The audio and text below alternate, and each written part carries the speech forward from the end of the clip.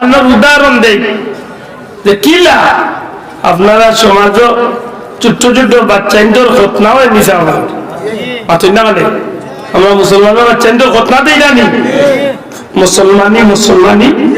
মুসলমানি যেদিন নেই নেদিন ও বাচ্চাই গুর মা বাপ খুশি না বেজা চাইলে বাচ্চা আত্মীয় স্বজন আইননি মাথা না আইননি আইন গরু যাব খসি যাব মুরগ যাব কত ফুর্তি বাকি আর কাপড় চোপড় কতটা লইয়া ইয়া বই ফুর্তি করিয়া অনুষ্ঠান করই আটটা দেখা যায় ও বাচ্চাগুর মায় চিৎকার দিয়া খান্দন আরম্ভ করে দিছে আমার মা বুঝলা কি খান্দাও তুলে লাগবে হঠাৎ করে দেখা যায় ও বাচ্চাগুর মায় চিৎকার করিয়া খান্দন আরম্ভ করে দিছে জিগাই মানছে কি তো হইছে ওই আমার বাচ্চারে এখন ডাক্তার সাহেব বই দিছে আমার বাচ্চারে খাটি লিবা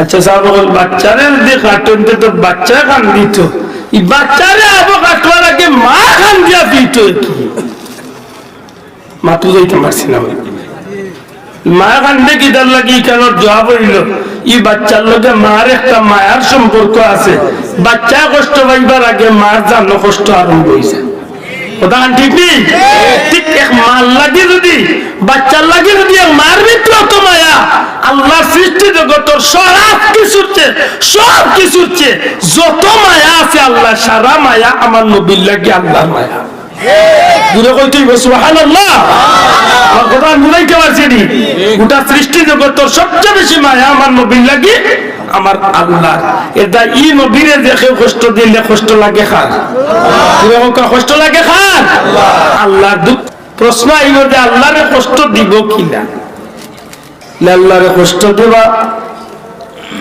দুনিয়ার মানুষে বিভিন্ন কারণে আল্লাহরে কষ্ট দেয় এত মায়া করি যে আল্লাহ আমারে সৃষ্টি করলা ইয়া আল্লাহর গোলামি যে করলা এই মানুষটার যে আল্লাহর কষ্ট লাগে এত নিয়ামত দিয়া যে আল্লাহ আমার জীবন দান করলা এই মাবুদের যখন মানুষে স্বীকার করে না আল্লাহর বড় কষ্ট লাগে তাফসীরের কিতাব আনন আল্লাহ রাসূলরে যে মানুষে কষ্ট দিব এই কষ্টই কেন নবীর লাগার আগে আল্লাহর কষ্ট লাগে নাউজুবিল্লাহ নবীরে কষ্ট দিলে আল্লাহ রাসূলের কষ্ট লাগবার আগে লাগে কার আল্লাহর বিষয় আজকে শানে রিসালাতের মাথা আরম্ভ হইলে কিছু মানুষের ভিতরে জ্বলা আরম্ভ হয়ে যায় কারণ নবীর বেয়াদবি নবীর সাথে বেয়াদবি করা একটা মানুষের অভ্যাসে পরিণত করে নিছে নবীরে কইতে কইতে এমন ভাবে কথা কর যে নবী কিয়ামতের ময়দানে টাইম হারে উদ্ধার করতে নিজেও ব্যস্ত যাইবাই না দুজক যাই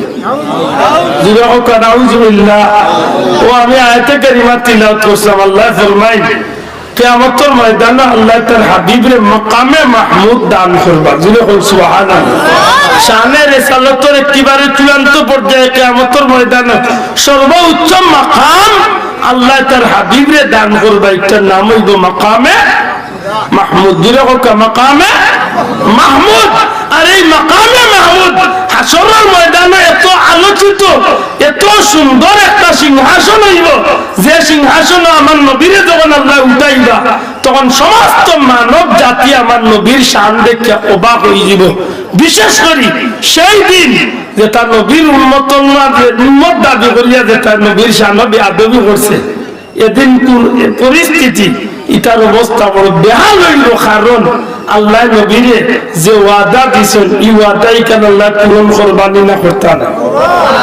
আল্লাহ নবীরে যে ওয়াদা দিছেন এই ওয়াদা পূরণ করবানি করবানি তাইলে আজকে নবীর সামনে যেটা মাতলে কিছু মানুষের দৌড়ে বিশেষ করি যে মানুষগুলা নবীর সামনে বেয়াদবি করে আজকে যে মানুষের বুঝায় ওয়াজের মাঝে উঠিয়া নবী কাউকে শাফাআত করবেন না নবী নিজেই জান্নাতে যাবেন কি জাহান্নামে যাবেন নাউজুবিল্লাহ এমন মানুষের লোক ধরলে আমরা জীবনটা সত্যিকার অর্থে সফল হইব না বিফল হইব শোনা ভাই সফল না বিফল এটা মিঠা মিঠা ওয়াজ দিয়া আর আন্দাজে খালি মানুষের ফুল চলিয়ে রাখলে হইতো না ইমান আকীদার ব্যাপারে নবীর শানটারে প্রকৃতপক্ষে এই জমিনের মাঝে বিশেষ করে সিলেটের ভিতরে আমার পীর মুর্শিদ ফুলতলি সাহেবের যুগে যুগে মানুষের নবীর শান সম্পর্কে ধারণা দিয়া গেছেন।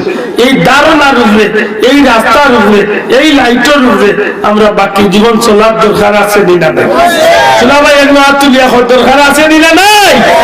আল্লাহ রসুলের শান আমরা বাড়াইছি না আল্লাহ বাড়াইছো? কাকে বাড়াইছো? নবীর শান যদি আল্লাহ বাড়াইয়া থাকেন তে আমি এখানে মারতাম বলে আমি মাত্রে আমার কলিজা শান্তি মিলে আমার কপাল বড় হয়ে আমার লাগি পুড়িয়ে যায় এমন একটা রাস্তা যে কিয়ামতের ময়দানে নবীর ইজ্জতে আল্লাহ আমার জান্নাতি বানাইবেন। নবীর লোকে বেয়াদবি করলে নবীর কোনো ক্ষতি নাই, কিন্তু আমি নিজের হাতে নিজের ভাবে কুড়াল মারি কিয়ামতের ময়দানে নবীর সামনে ই মুখলিয়া কি লাগিয়া খালো এখানে সামনে নানের দরকার হাসানি না। আল্লাহ রাসূলে ফরমাইন শাফাআতি লি আহলিল কাবাইর মিন উম্মতি, কিয়ামতের ময়দানে আমি আমার উম্মতের কবিরা গুনাহগার গুলোরে শাফাআত করব। সুবহানাল্লাহ। যে নবী আশুরার দিন কবিরা গুনাহগার গুলোরে শাফাআত করবা, এই নবীর প্রতি আমরা রাস্তা রাখার দরকার আছে দিনা নাই? এই নবীর শান আমরা বাড়াইছি না আল্লাহ? আল্লাহ নবীর হাউজে কাউসার দিবানি, তুলবা তোকা দিবানি, অবশ্যই দিবা। আল্লাহ ওয়াদা করছেন ওয়াল্লাহ সাউফা ইউতিকা রাব্বুকা ফাতারদা হাবিব, এমন কিছু আপনার আল্লাহ আপনারে দান করবা যা পাইয়া আপনার নবী খুশি হইবা। সুবহানাল্লাহ। আল্লাহ নবীর ইন্না আতাইনাকাল কাউসার কইয়া হাউজে কাউসারের ওয়াদা দিয়েছেন। এই সব কিছু হইল নবীর শান। সম্মানিত হাজিরিন, আজকে যে মাসটা জানি মাসটা হইল রজব মাস। দয়া করে আজকে কোন মাস? আজকে রজবের 13 নম্বর রাত। আল্লাহ হাতে বাঁচাইলে আগামী 1 মাস 18 দিন বাদে আমরা রোজা রাখতাম। ওই মাসের ভিতরে নবীজির জীবনের এক অবিস্মরণীয় ঘটনা ঘটছিল। এই ঘটনার নাম হইল মেরাজুন নবী সাল্লাল্লাহু আলাইহি ওয়াসাল্লাম। দয়া করে হোক এই ঘটনার নাম কিনা? নবীর মেরাজ করছে। দয়া করে হোক কিনা করছে? আপনারা যদি কেউ প্রশ্ন করে বলে নবীর মেরাজ কেটে কথার জবাব আপনি নির্দ্বিধায় দেন জানো নবীর মেরাজ হইছে আমার নবীর শানরে আল্লাহ দেখাইবার লাগে। না বাবা এমনি কইতে সুবহানাল্লাহ। কারণ সারা মুফাসসির আলোচনা করতে করতে করতে করতে আখের গিয়ে কি কইবা নবীর মা নাই, নবীর বাপ নাই, নবীর চাচা নাই, নবীর বিবি নাই, নবীর দাদা নাই, নবীর চতুর্দিক তো অসহায়, নবীর মনো পেরেশানি, নবীর ভিতরে অতটা যন্ত্রণা খেলেন ওটা তুমি আল্লাহ নবীরে সান্ত্বনা দিবার লাগি মেরাজ খেলেন। আল্লাহ নবীরে হিমানি তাকেনে আল্লাহ চাইলে নবীরে দুনিয়ার সান্ত্বনা দিতে পারেন না? মাত্রা না চাইলে পারেন না? এতে হিমানি লাগেনে বলে আল্লাহ প্রমাণ করছেন 1 লাখ মতান্তরে 2,24,000 নবীরে কষ্ট দিয়েছি মেরাজ দুনিয়ায় কোটাইছি, কষ্ট চলাইছি মেরাজ দুনিয়ায় কোটাইছি, কষ্ট চলাইছি মেরাজ দুনিয়ায় কোটাইছি, দুনিয়ায় সান্ত্বনা দিয়েছি। কিন্তু ও দুনিয়ার নবী হল, ও নবী রাসূল হল, ও দুনিয়ার মানুষ হল, ও আদম সন্তান হল, তোমরা দেখো আমার বন্ধুরে আমি কি সামনে বানাইছি। আমার বন্ধুর কষ্টর ফল আমি আল্লাহ জমিনে না দিয়ে আমি আল্লাহর আরশে আজিম আমার বন্ধুরে মেহমান বানাই। এটা হইল শানের রিসালাত।